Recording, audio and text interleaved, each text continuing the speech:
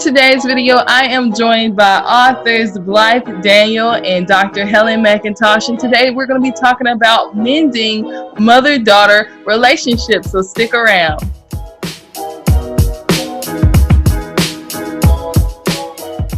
Hey, if you're new to the channel, this is the first video of our Mother's series for Mother's Day, and so what better way to kick it off than talking about how to mend your mother-daughter relationship. If you are approaching Mother's Day and you don't have the best relationship with your mom, or things could be better, communication could be better, you need restoration or forgiveness in that relationship, then this is the video you want to continue watching to get this excellent and godly advice about how to mend that relationships. Hey, how are you? Hey. We're so glad to be with you. I'm so glad to be with you, and what an honor to be able to sit here with you and your mom. Wow. Thank you so much. Yeah, we're thrilled to be able to share our book Mended with people. We do feel like it's such an important topic, as you said. Even if you have a good relationship with your mom or your daughter, you know, there's still things that you can work on together that you may not be walking through it right now, but you might be in a months to come, or maybe there is something that's between you that comes up. So we do feel like it's for not just those who are in really difficult places, but for those who want to have, as you said, better communication. Right. That's so true. Yeah. There are so many friends we all have with mother wounds. Encourage our friends. Sorry, my voice is still having some after effects from chemo. So thank you for your grace. Oh yeah, and that's so right. I can off the top of my head, I can think of ways that I can be a better communicator with my mom right now. But let's move on into the godly advice that you guys have for us all. We're so excited to hear it. Tell us a little bit about your all's relationship and what made you decide to write the book, and why do you feel that this message is needed? You know, we would say now that we have a good relationship, but we've done the hard work and the effort that it takes to have a good relationship because we've chosen to talk to each other respectfully. We've invited ourselves into each other's lives in a way of saying, are you okay with me sharing this with you? How do you feel about me telling you this? And it's gone both ways, right. Her telling that to me and me telling her. So we really wanted to write this book because we didn't want to write a book that was just all about all the good stories of mothers and daughters. We wanted to be able to hit the hard places that come up. And Mom can share a little bit of go through those. Mm-hmm. She had a relationship with her mom that was difficult because of her mom's choices, because of her mom's anger and addictions. And so we really wanted to be able to provide a roadmap for women, whether they on whatever spectrum they're on with their relationship with a mother or a daughter. We're all daughters. So, you know, there's a lot that we felt like we wanted to be able to share, both from Mom's professional experience as a counselor and as a Bible teacher over the years, and as a daughter that experienced some things. So, and then me as a mom of two girls, young preteens. So that's why we chose to write this book. Hope it blesses. Yeah. So where do you see that mothers and daughters get it wrong? Where does this conflict end up going south? You know, there are so many unresolved conflicts over the years, and it makes for a mess. So many broken stories. And so one of the things we did in Mended was to give the mother or daughter some conversations to begin some healing. Probably over 24, maybe. Mm-hmm. Blythe, you want to give an example? So one of the things that we feel like is super important is for moms or daughters to be able to say to the other, I want to have a good relationship with you. I know that there's some distance between us, or I know that there's a problem. How do you see me helping make it better? What do you need to see from me? What do you need to hear from me to make things better? Right. It's acknowledging that there's some distance, or there's something between you, or a difference of opinion even. It could be a difference of opinion about how to celebrate a holiday or how to raise children, and we don't want those things to stand in the way of a relationship. So it's really acknowledging that what we want is a good relationship, and it means more than a difference of opinion. Yeah, that's so good. I really feel like pride can keep us from really bridging that, making that bridge and getting that connection back. And so I love that you suggested that we, in humility, come and say, okay, how can I make this relationship better? And those examples you gave, like how to raise a child, how to celebrate a holiday. Those are things that come up frequently. Yeah, go ahead, Dr. McIntosh. Yes, those small things become big, but we are committed to believing that the relationship is so much more important than the differences. Yeah, one other thing that we want to have empathy towards the other is that we can even say, I don't know what to say, but I care about you. And what do you think we need to do to make things better? What role do you see me playing? Because often, we aren't sure what to say to a mother or a daughter when we don't want to lash out in anger, and we don't want to be a doormat. And so we're not telling people that you need to just, let someone tell you what they think and then you move forward. Like there needs to be some conversation and defining what the roles and the boundaries should look like. But it can be done in love. It doesn't have to be done in a harsh manner. And all of us have those moments where we say something we wish we could take back. I mean, I've done it with my girls, and I talk about how I've had to, ask their forgiveness and acknowledge that I didn't choose the right words to say or the right actions. But as Mom says, you can go back and start over.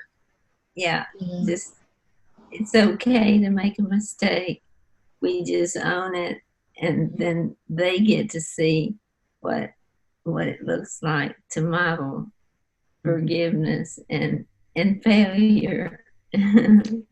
That's so good. I really think, like, just thinking back to my own mom and mother-daughter relationship, a failure to ask for forgiveness for certain things can really tempt you to bring up the past and bring up old issues. And that can really impact your relationship in the present. So how does a mother or a daughter forgive one another when the other person hasn't asked for forgiveness?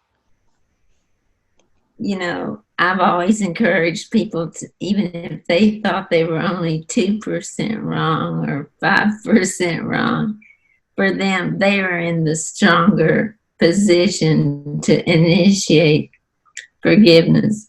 So I've encouraged them to say, God has shown me how I've wronged you by blank, and I'm so sorry. Will you forgive me?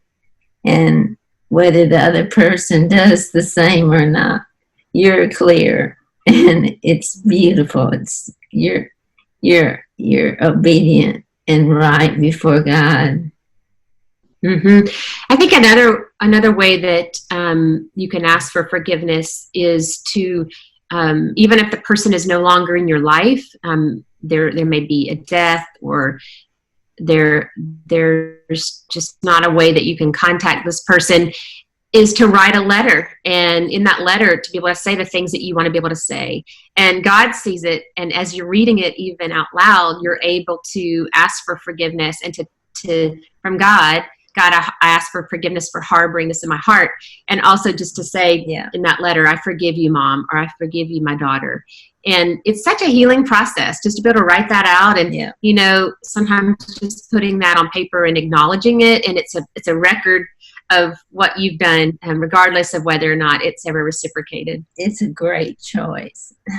That's so beautiful. When I used to study biblical counseling, I have a bachelor's degree, Dr. Helen.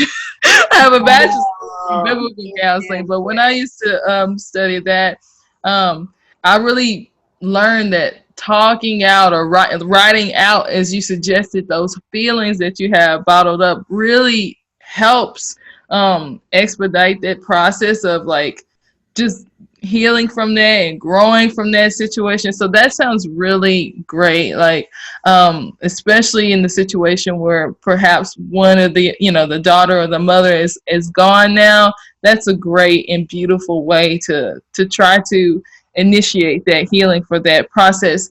What would you all say to mothers or daughters that want to be closer to each other? Like, how can they improve that bond together? You know, could we go back to the what we were just talking about? That it's such a release. You are releasing them by forgiving them, and you release yourself. And that's a strong position to be able to add more depth. And then how to be closer is to stay honest, but full of grace. In other words, not manipulating or controlling or trying to be right. A whole lot of grace. I think it's just, part of wanting, if you want to be closer, is to be able to even say that to your mother or daughter. And, it could sound like, I want to be closer to you. I'm having a hard time with, as Mom said, fill in the blank. How can we work this so that both of us feel like our needs are met, as well as our love is strengthened, or we can have a better relationship? What do you think that should look like? I think a lot of times it is, as you said, to take pride out of the equation. And sometimes, we say in the book how it's not as much as important as what you see your mom or your daughter in the past, but who she's becoming. Looking at her through the lens of how God looks at us, because certainly we have a lot of things that we need to go to God for forgiveness, just on a daily basis, maybe a choice or a thought or a word. And so, it's not up to us to make things perfect between each other. And that's where we do invite people to find that restoration in God. He is the only one that can bring that about. And so choosing to love someone, sometimes it's hard, choosing to look beyond what's happened. It's not saying that it doesn't matter and that it's not something that you need deeper healing for. It's just saying, I choose you no matter what's been between us. I'm looking ahead. I'm looking forward at what can be between us. In our suggested conversations, we ask the other one first, what do you think we need to do to make things better? So we're not in the conversation to direct traffic. We're asking them first, and then hopefully they'll say, well, what do you think? Yeah. And you can also offer that, but it just works better if you ask them first. Makes you sound like you're not a know-it-all, right? Right. That's good. That's good. Earlier you mentioned about not being a doormat. And especially as life goes on, different things come up, like you said, raising a child, celebrating holidays, differences of opinions come, and you want to have a good relationship, but at the same time, you want to establish like that you're your own person, that you're your own adult, your own, you are a mother. You're not the same mother as perhaps your mother, things like that. So like, what are your suggestions for setting like a healthy boundary so that it can perhaps prevent some conflict or damage or, mistrust? I think being aware to say yes some of the time and no some of the time. And we do talk a lot about boundaries in the book. Becoming aware when you're over loving, and when people are angry, that's too many boundaries. What would you say, Blythe? Yeah, I definitely feel like being able to identify what your role is in the relationship, to be able to say, Mom, I see you helping me with this, but it's hard for me when you do this. I appreciate what you want to do, but this is what would work well for me. And so just being able to just even point to specific situations and being able to define what your role is. And sometimes those roles change. We just want to say we don't want to over-invite ourselves. We don't want to over-assert ourselves, because that feels like you didn't do something right as a daughter if a mother's trying to over-assert herself, or if a daughter is sad about choices that her mom has made. Maybe it's a stepdad or another sibling. We don't want to punish that other person. So we want you to be able to allow that person to be a part of your life. But it's healthy to set boundaries and to say, I see you doing this and I see myself doing this. It still allows for that relationship, but it's also, again, not being a doormat. It's putting up some healthy boundaries.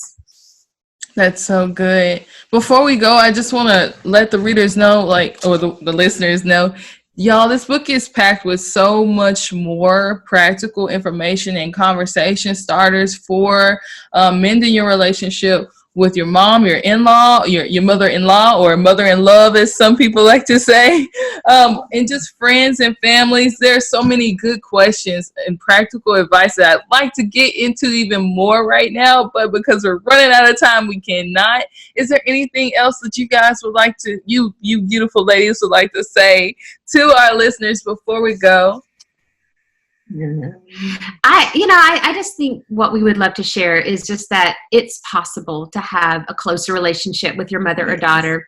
My mom experienced distance with her mom, and so she chose to have a closer relationship with me just out of a desire to not repeat a pattern that had been set before her. So even if you think, gosh, it might not ever happen for me, we want to help you get closer so that at least you're moving closer to your mother or daughter.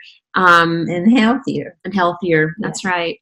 Yeah. And we would love for anyone to check out a website where we have some free resources for you. It's called OUR Mended Hearts, OURMENDED Hearts.com. And it tells where you can get the book, but it also has some free things for you on there, such as those conversation starters. There's a download for that in case someone would like to check those out. All right. Thank you so much. This will not be the last you'll hear about this book. I'll probably do a review video as well. It's so good. And it's just great for this time as Mother's Day approaches to just actively and intentionally be thinking of ways you can have a better relationship with your mom if that's what you need right now, if that's what you guys desire. So thank you so much for your biblical advice, your practical advice, and for coming and joining me today. Thanks so much. Tabitha. All right, before we go, let me know in the comments section below, what are your questions? If you have more questions about how to have a better relationship with your mom or your daughter, go ahead and leave them in the comments section below. If you have any tips about how to be closer to your mother or daughter, you can leave those in the comment sections below as well. Thank you for joining us, and until next time, keep the faith.